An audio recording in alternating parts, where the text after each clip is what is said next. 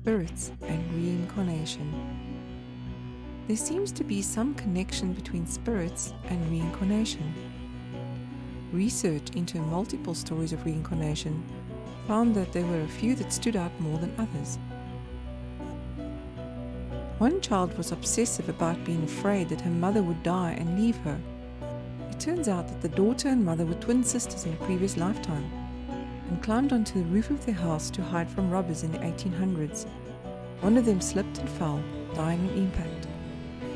The surviving twin never recovered from the trauma of losing her sister, so much so that 200 years later, she's reincarnated as the daughter of her lost twin.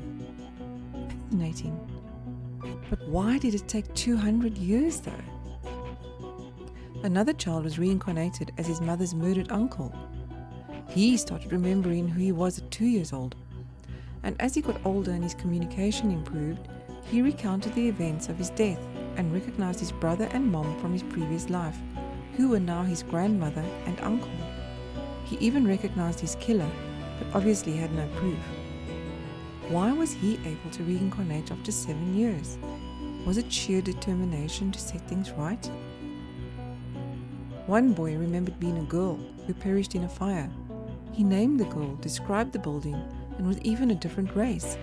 He reincarnated after 20 years. Interesting that humans have so many issues about race, culture, religion, wealth, health, gender, and yet it really doesn't matter, because we get to live it from all the various perspectives. So all those opinionated critics out there, think hard before you feel you're better than someone else, or know so much more than they do. You don't. You are merely here in this lifetime, going through the motions, learning how to be, to feel, and to conquer your own lifetime issues. Love and understanding is the key. Listen to understand, not to reply. It seems that we have our family group we stay with throughout these various lifetimes. Trauma seems to determine our states of mind as to how we return and when. Race, gender, and family positions interchange, almost as if to give each person different perspectives on life, and perhaps it helps to deal with the healing of the soul. But for what purpose? If we are merely eternal energy when we die, why do we need to understand all these human feelings? And why do we humans segregate absolutely everything? Is it a survival tactic on Earth? Do we need to constantly feel better than the average person on Earth? Why can't we just live and let live? Why some people can remember their previous lives, but most don't, could possibly be the way they died. Traumatic deaths seem to be difficult for our brains to comprehend. So either we stay on Earth for a while as ghosts because we cannot process the fact that we're actually dead, or perhaps we're angry at the way we died, or maybe we're still trying to reach our loved ones to let them know what's happened.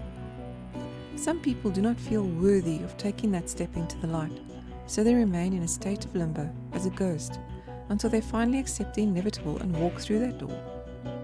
It could be that they were super mean in life or followed a cult-like faith.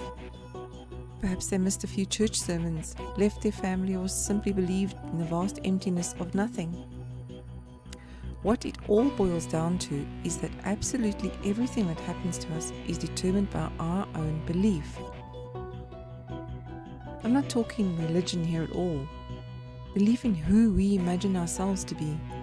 Belief in what we think happens when we die. For instance, if we are super religious and believe Jesus will meet us when we die, that's who we'll see. If we believe there's going to be a tunnel of light that will swoop us up and spit us out into the most beautiful garden, this is what we'll see.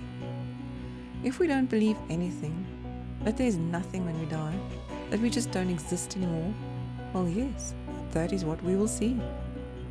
Until we finally realize that we are actually still somewhere in the blackness, seeing the nothingness, realizing that, well, hey, if I'm seeing this nothingness, then I am still me. So there must be something to all this. Then we will slowly start becoming aware of the energy around us, and we'll see our loved ones who will help us reach the other side. But it seems eventually we do go to the other side for a while. Time does not seem to be relevant there. We meet our loved ones and perhaps choose to return, reincarnated with the people we experienced the trauma with, to perhaps heal in some different way.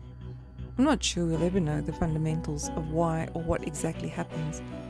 I think it's true to say, though, that death is a metamorphosis and our souls do live on. To live on Earth, we need complex human bodies, which is why we have to return as growing babies. Perhaps the reason we don't easily remember is because our brains haven't made the right connections yet. Some people's sheer will to reconnect with their lost loved ones somehow seems to enable them to recognize their loved ones' souls, even if they are different people. Crazy, but fascinating.